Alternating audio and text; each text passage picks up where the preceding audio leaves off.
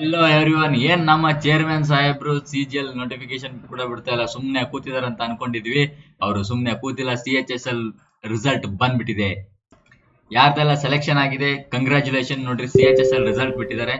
ಕನ್ನಡದಲ್ಲಿ ಕನ್ನಡದಲ್ಲಿ CHSL ನ ಪಾಸ್ ಮಾಡೋರು ತುಂಬಾ ಕಡಿಮೆ ಇದಾರೆ. ಇನ್ನು ತುಂಬಾ ಜನಕ್ಕೆ ಏನಾಗಿರುತ್ತೆ ಆಗಿರಲ್ಲ.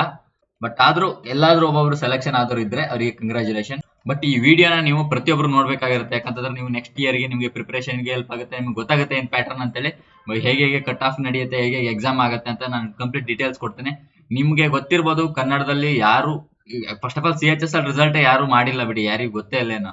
ಸೊ ನಮ್ಮ ಸೋಕಾಲ್ಡ್ ಫೇಮಸ್ ಟೀಚರ್ಗಳಿಗೂ ಯಾರಿಗೂ ಗೊತ್ತೇ ಇಲ್ಲ ರಿಸಲ್ಟ್ ಬಂದಿರೋದೇನ. ಸುಮ್ಮನೆ ಬಿಸ್ನೆಸ್ಗೆ ನಾವು CHSL ಗೂ ಮಾಡ್ತೀನಿ, CGL ಗೂ ಮಾಡ್ತೀನಿ. ನೋಟಿಫಿಕೇಶನ್ ಬಂದಾಗ ಒಂದೇ ಹೇಳ್ತಾರೆ, ಯಾಕಂತಂದ್ರೆ ಬಿಸ್ನೆಸ್ ಆಗಬೇಕು, ದುಡ್ಡು ಎಲ್ಲ ಜಾಯ್ನ್ ಆಗ್ರಿ ಅಂತ.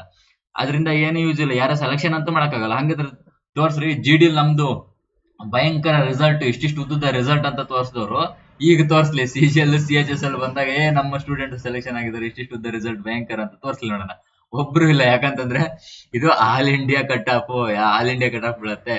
ಆ ರೇಂಜಿಗೆ ಪ್ರಿಪರೇಷನ್ ಮಾಡ್ಸಕ್ ಇವ್ರ ಹತ್ರ ಆಗಲ್ಲ. ಇವ್ರ ಹತ್ರ ಅಷ್ಟೊಂದು ಸೋರ್ಸು ಇಲ್ಲ, ಅಷ್ಟು ಚೆನ್ನಾಗಿ ಕಂಟೆಂಟು ಇಲ್ಲ ಬಿಡ್ರಿ.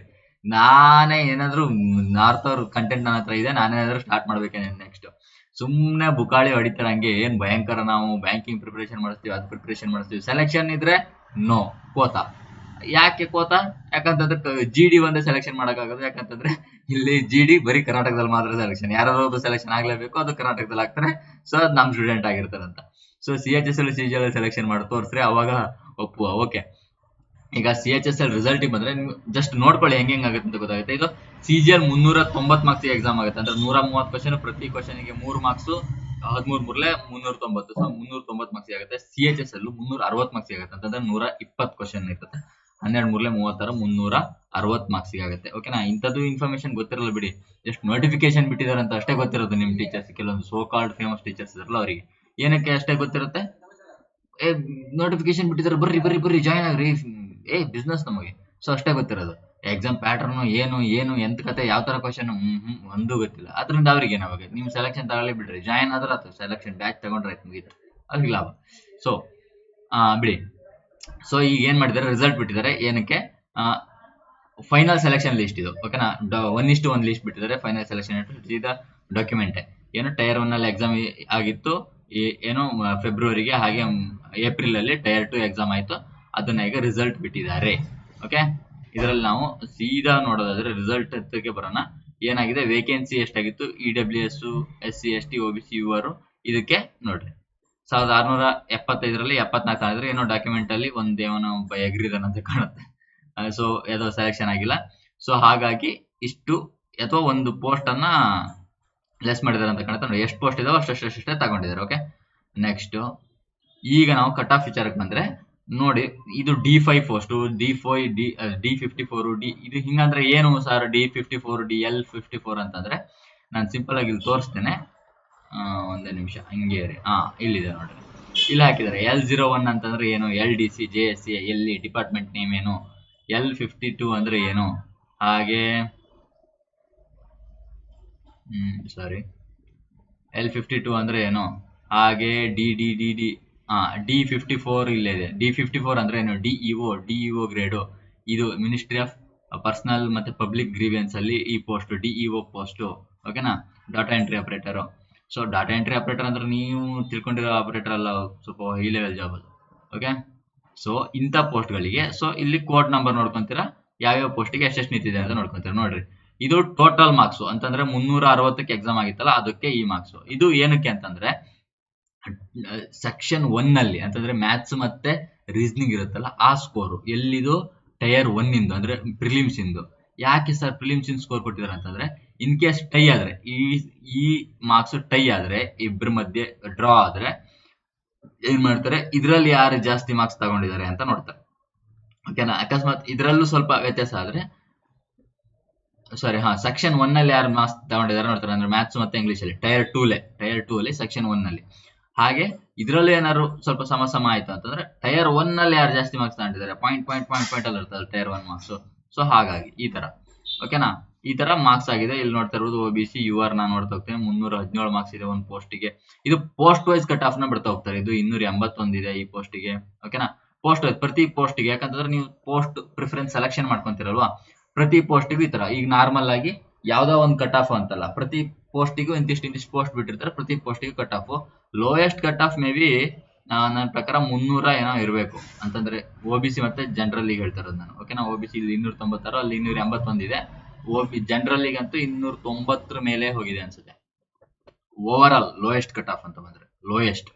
ಓಕೆ, ಇದು ನೋಡ್ರಿ ಇವರು 294 ಇವೇ ಲೋಯೆಸ್ಟ್, ಸ್ವಲ್ಪ ಇದಕ್ಕಿಂತ ಲೋಯೆಸ್ಟ್ ಯಾವುದು ಇಲ್ಲ ನಾನ್ ನೋಡ್ದಂಗೆ.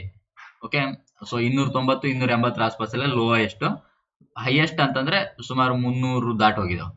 ಓಕೆನಾ, ಇಲ್ಲಿ ನೋಡ್ರಿ ಗೊತ್ತಾಗಿದೆ, ಇದು ಕಟ್ ಆಫ್ ಬಿಟ್ಟಿರೋದು ಇಷ್ಟೇ. ಇದನ್ನ ನೀವು ಅರ್ಥ ಮಾಡ್ಕೊಟ್ರಲ್ಲ ಹೇಗೆ ಕಟ್ ಆಫ್ ಅಂತ. ಇದು ಪೋಸ್ಟ್ ನೇಮ್ ಅನ್ನು ಕೆಳಗಡೆ ನೋಡ್ಕೊಂತೀರ ಏನೇನಂತೇಳಿ, ಯಾವ್ದು ಕ್ಯಾಟಗರಿಗೆ, ಹಾಗೆ ಎಷ್ಟೆಷ್ಟು ಪೋಸ್ಟ್ ಬಿಟ್ಟಿದ್ದಾರೆ, ಎಷ್ಟು ಪೋಸ್ಟ್ ಫಿಲ್ ಮಾಡಿದ್ದಾರೆ. ಓಕೆನಾ, ಹಾಗೆ 300ಕ್ಕೆ ಎಷ್ಟು, ಇದು ಸೆಕ್ಷನ್ 1 ಅಂದ್ರೆ 180 ಮಾರ್ಕ್ಸಿಗೆ ಎಷ್ಟು. ಸೆಕ್ಷನ್ 1 ಎಷ್ಟಾಗುತ್ತೆ 30 marks maths, 30 marks reasoning, total 60 marks. 60 marks ಅಂತ 60 question 3 marks, 6 18 180 marks. So 180 maths ಮತ್ತೆ ರೀಸನಿಂಗ್ 180 ಮಾರ್ಕ್ಸ್ಗೆ ಇದೆಷ್ಟು ಮಾರ್ಕ್ಸ್ ಅಂತ ಟೈರ್ 2 ಅಲ್ಲಿ. ಹಾಗೆ ಇದೆಷ್ಟು 200ಕ್ಕೆ ಏನಿದು ಪ್ರಿಲಿಮ್ಸ್ ಅಲ್ಲಿ 200ಕ್ಕೆ ಎಷ್ಟೆಷ್ಟು ಮಾರ್ಕ್ಸ್ ತಗೊಂಡಿದ್ದಾರೆ ಅಂತ. ಓಕೆ, ಅವ್ರದ್ದು. ಸೊ ಇದಿಷ್ಟು. ಓಕೆ, ನೆಕ್ಸ್ಟ್ ಇದ್ರಲ್ಲಿ ಬಂದ್ರೆ ಇದು ಪೋಸ್ಟ್ ನೇಮು, ಇದು ನೋಡ್ಕೊಂಡಿದ್ದೀರಾ. ಹಾಗೆ ಮತ್ತೆ ನಾನು ನಿಮ್ಗೆ ಯಾವ್ದೋ ಒಂದು ಸ್ಲೈಡಿಂಗ್ ಮೆಕ್ಯಾನಿಸಮ್ ಮತ್ತೆ ವೈಟಿಂಗ್ ಲಿಸ್ಟ್ ಎಲ್ಲ ಬಿಟ್ಟಿದ್ದಾರೆ CGL ಅಲ್ಲಿ, CHSL ಅಂತಂದೆ, ಅದ್ರ ಬಗ್ಗೆ ಅಲ್ಲಿ ಮೆನ್ಷನ್ ಮಾಡಿದ್ರೆ. ಅಂದ್ರೆ ಸ್ಲೈಡಿಂಗ್ ಮೆಕ್ಯಾನಿಸಮ್ ಇರುತ್ತೆ, ನೀವು ಯಾರು ಮೇಲಿದ್ದವ್ರು ಬಿಟ್ಟು ಬೇರೆ ಪೋಸ್ಟಿಗೆ ಹೋದ್ರೆ ಕೆಳಗಿದ್ದವ್ರನ್ನ ಮೇಲ್ ಹಾಕ್ತಾರೆ, ಮೇಲಿದ್ದವರು ಅಲ್ಲೇ ಇರ್ತಾರೆ, ಮೇಲಿದ್ದವರು ಏನ್ ಮಾಡ್ತಾರೆ ಬೇರೆ ಪೋಸ್ಟಿಗೆ ಹೋಗಿರ್ತಾರೆ. ಸೊ ಹೀಗಾಗಿ ಪೋಸ್ಟ್ ವೇಕೆನ್ಸಿ ಇದ್ರೆ ಕೆಳಗಿದ್ದವ್ರನ್ನ ಮೇಲ್ ಮಾಡ್ತಾರೆ, ಹೊಸಬ್ರನ್ನ ಅಲ್ಲಿ ಒಳಗೆ ತಗೊಂತಾರೆ, ಹೀಗೆ. ಸೊ ಕೆಳಗಿನ ಪೋಸ್ಟಿಗೆ ತಗೊಳ್ತಾರೆ ಹೊಸಬ್ರನ್ನ. ಸೊ ಹಾಗಾಗಿ ಇಲ್ಲೇನು ಸ್ಲೈಡಿಂಗ್ ಮೆಕ್ಯಾನಿಸಮ್ ಬಗ್ಗೆ ಮೆನ್ಷನ್ ಮಾಡಿದ್ದಾರೆ. ಹಾಗೆ ಇದ್ರದ್ದು August 20 ಇಂದ 22 ವರೆಗೆ ಏನಿರುತ್ತೆ, ಡೆಸಿಗ್ನೇಟೆಡ್ ಲಾಗಿನ್ ಮಾಡಿ website for the commission accordingly choose the sliding process. ನೀವು ಸ್ಲೈಡಿಂಗ್ ಪ್ರೊಸೆಸ್ನ ಚೂಸ್ ಮಾಡೋದಕ್ಕೆ ಅಂತಂದ್ರೆ ನೀವು ನಂಗೆ ಯಾವ್ದೋ ಒಂದು ಪೋಸ್ಟ್ ಸಿಕ್ಕಿದ್ರೆ ನಾನು ಅದರಲ್ಲೇ ಫಿಕ್ಸ್ ಇರ್ತೀನಿ, ಅಥವಾ ನಾನು ಸ್ಲೈಡ್ ಆಗ್ತೀನಿ, ನಂಗೆ ಬೇರೆ ಯಾವ್ದಾದ್ರು ವೇಕೆನ್ಸಿ ಮೇಲ್ ಆದ್ರೆ ನಾನು ಪೋಸ್ಟನ್ನು ಮೇಲ್ ಮಾಡಿ ಅಂತ ಬೇಕಾದ್ರೂ ಹೇಳ್ಬೋದು. ಸೊ ಆ ಥರ ನೀವು ಫಿಕ್ಸ್ ಮಾಡ್ಕೋಬಹುದು, ಸ್ಲೈಡನ್ನು ಚೂಸ್ ಮಾಡ್ಕೋಬಹುದು. ಅದಕ್ಕೆ ಈ ಟೈಮನ್ನು ಕೊಟ್ಟಿದ್ದಾರೆ ಇವರು ಇಲ್ಲಿ. ಓಕೆ, ಕನ್ಸಂಟ್ರೇಟೆಡ್ ಇಷ್ಟು ನೋಡ್ಕೊಳ್ಳಿ. Any candidate failing to attend the sliding process physically will treated as absent and will not be considered the final result. ನೋಡ್ರಿ, ಯಾರು ನೀವೇನಾದ್ರು ಸ್ಲೈಡಿಂಗ್ ಪ್ರೊಸೆಸ್ ಅನ್ನ ಸ್ಕಿಪ್ ಮಾಡಿದ್ರೆ ಅಂತಂದ್ರೆ ಇಂಪಾರ್ಟೆಂಟ್, ಇದು ಸ್ಕಿಪ್ ಮಾಡಿದ್ರೆ ಸ್ಲೈಡಿಂಗ್ ಪ್ರೊಸೆಸ್ ಇರ್ಲಿ ಯಾವ್ದೋ ಒಂದು ಸಿಗುತ್ತೆ ಬಿಡ್ರಿ ಅಂತ ನೀವೇನೋ ಹೋಗಿಲ್ಲ ಅಂತಂದ್ರೆ ನೀವು ಯಾವ ಪೋಸ್ಟಿಗೆ ಹಾಕಲ್ಲ, ನಿಮ್ ರಿಸಲ್ಟ್ ಇಂದ ಕ್ಯಾನ್ಸಲ್ ಮಾಡ್ಬಿಡ್ತಾರೆ. ಸೊ ಹಂಗಾಗಿ ಸ್ಲೈಡಿಂಗ್ ಪ್ರೊಸೆಸ್ ಹೋಗೋದು ತುಂಬಾ ಇಂಪಾರ್ಟೆಂಟ್. ಇಷ್ಟು SSC CHSL ರಿಸಲ್ಟ್. ಹಾಗೆ ಸಿಲೆಬಸ್ ಸಿಲೆಬಸ್ನ ನಾನು ಆಲ್ಮೋಸ್ಟ್ ಎಕ್ಸ್ಪ್ಲೈನ್ ಮಾಡ್ಬಿಟ್ಟೆ ಇದರಲ್ಲೇ. ಓಕೆನಾ, ಸಿಂಪಲ್ ಇದೆ. ಸೊ CGL ತರನೇ ಸಿಲೆಬಸ್, ಆದ್ರೆ ಕನ್ನಡದಲ್ಲಿ ಯಾರು ನಿಜವಾಗ್ಲೂ ಸೀರಿಯಸ್ಲಿ ಮಂಗಾಗ್ಬೇಡ್ರಿ, ಯಾರು ನೆಟ್ಟಿಗೆ ಟೀಚ್ ಮಾಡಲ್ಲ. ಯಾಕಂತಂದ್ರೆ CGL CHSL ಇದರಿಂದ ಬ್ಯಾಂಕಿಂಗ್ PO ಸೆಲೆಕ್ಷನ್, ಇದು ಕೋಚಿಂಗ್ ಮಾಡ್ತಿದೀವಿ, PO ಸೆಲೆಕ್ಷನ್ ಯಾರು ಇಲ್ಲ ಸರ್. ಸೊ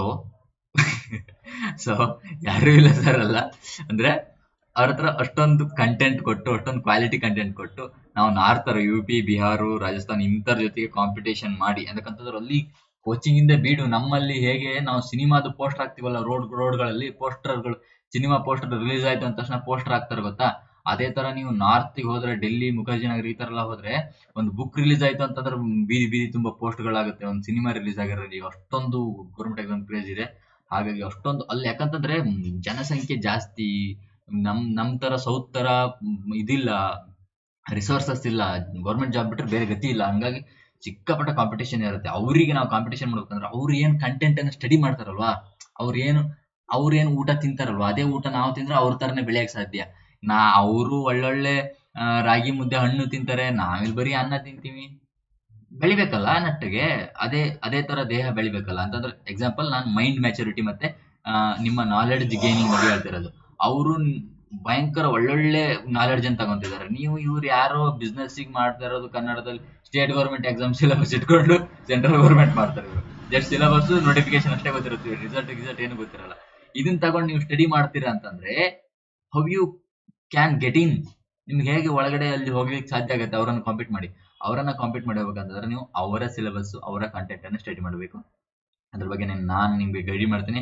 ನಾನು ನಿಮ್ಗೆ ಏನ್ ಮಾಡ್ತೀನಿ ಅಂತಂದ್ರೆ, ಈಗ ನನ್ಗೆ ಅರ್ಜೆಂಟ್ ಆಗಿ ಎಲ್ಲ ಕ್ಲಾಸು ಸಿಲೆಬಸ್ ಫಸ್ಟ್ ಇಂದ ಮುಗ್ಸಕ್ ಆಗಲ್ಲ ಅಂತಂದ್ರು ನಮ್ಮ ಚಾನಲ್ ಅಲ್ಲಿ ನೀವು ಇದ್ರೆ ಎಲ್ಲೆಲ್ಲಿ ಸ್ಟಡಿ ಮಾಡಬೇಕು, ಹೇಗೆ ಸ್ಟಡಿ ಮಾಡಬೇಕು, ಸಬ್ಸ್ಕ್ರೈಬ್ ಆಗಿ ನೀವು ಲೈಕ್ ಮಾಡ್ತಾ ಇದ್ದರೆ ಶೇರ್ ಮಾಡಿ. ಯಾರ್ಯಾರ ಹತ್ರ ಸ್ಟಡಿ ಮಾಡಬೇಕು, ಯಾವ್ಯಾವ ಸೋರ್ಸನ್ನು ಸ್ಟಡಿ ಮಾಡಬೇಕು, ಇದ್ರ ಬಗ್ಗೆ ನಾನು ನಿಮಗೆ ಮಾಹಿತಿಯನ್ನು ಕೊಡ್ತೇನೆ. ಓಕೆನಾ? ಥ್ಯಾಂಕ್ ಯು, ಧನ್ಯವಾದಗಳು.